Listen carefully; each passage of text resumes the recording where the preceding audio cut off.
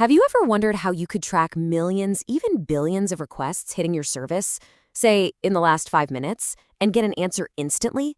We're talking constant time updates, no matter how crazy the traffic gets. Well, that's exactly what we're going to design today. A high-frequency, sliding window hit counter. I mean, really think about it. Every single time you watch a video on Netflix or do a search on Google, that's an event being logged.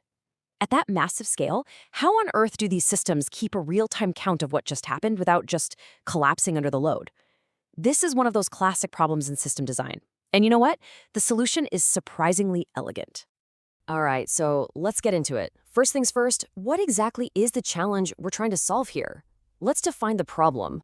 So technically speaking, what we need is a data structure that can do two things and do them really, really well. First, an operation called hit, which just records that, yep, an event happened at this specific time. Easy enough.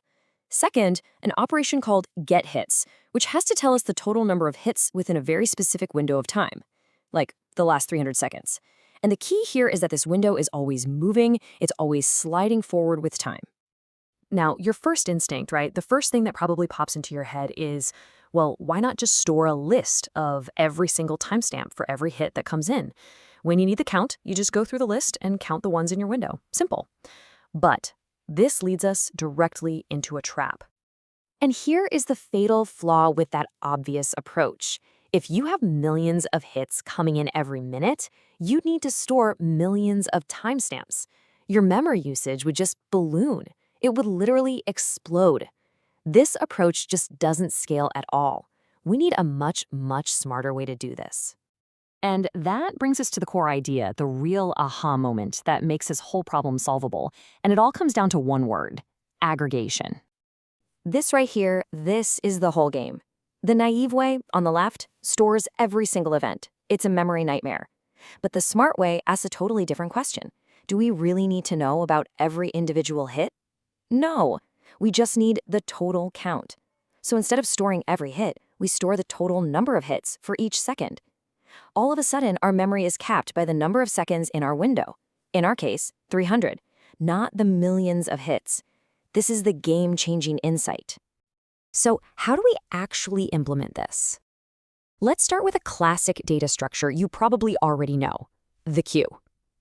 I want you to picture it like a timeline of little boxes, where each box represents 1 second and holds the total hit count just for that second. Okay, let's walk through the logic. When a new hit comes in, the first thing we do is look at the front of our queue. We kick out any of those old boxes that are now outside our 300-second window. Then we look at the very last box at the end of the queue. If it's for the current second, great. We just add 1 to its count. If not, we create a brand new box for this second and start it with a count of 1. And to get the total, we just add up the counts in all the boxes we have left. Simple as that. And this is why it's so incredibly efficient. The space it takes up is O of W, where W is our window size. We'll never have more than 300 boxes. The time complexity is what we call O of 1 amortized. Now that amortized part is really key. It just means that while one single operation might occasionally have to do a little extra cleanup work, that cost gets spread out over all the operations. So on average, every single hit and every single request for the count is lightning fast, basically constant time. Now for our second tool, the circular buffer. This one's a bit different. Instead of a timeline, I want you to imagine a circular running track with a fixed number of buckets, like 300 buckets laid out in a circle. This approach comes with its own set of interesting trade-offs. So here's how this one works. We use a little math trick, a modulo operation, to map any given timestamp to a specific bucket on our track. When a hit comes in, we jump right to its bucket. Now, if that bucket is holding super old data from a previous lap, we just wipe it clean and reuse it for the current second. This means we're automatically recycling memory.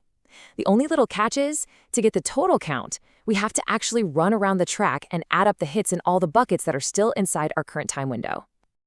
Okay, so we've got two great tools here. Which one is the right one for the job? Well, it depends. Let's put them head-to-head in a final showdown. This table really lays it all out for us. The queue gives you that awesome O of 1 amortized time for everything, and its space is adaptive. It only uses memory for the seconds that actually had hits.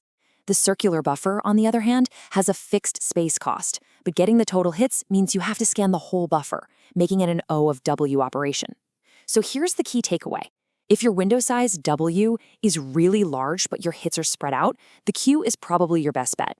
But if W is small and fixed, and you need super predictable performance without any surprise cleanup spikes, the circular buffer is a fantastic choice. All right, so if you ever find yourself in a system design interview and this problem comes up, here's your game plan, your cheat sheet. Start by stating your assumptions. Define that window precisely, but the most important thing is to explain why you're aggregating by the second. It's all about that space efficiency.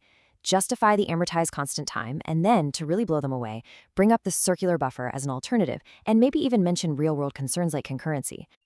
So, look, we've designed this awesome system for counting hits, but this aggregation pattern is so much bigger than that.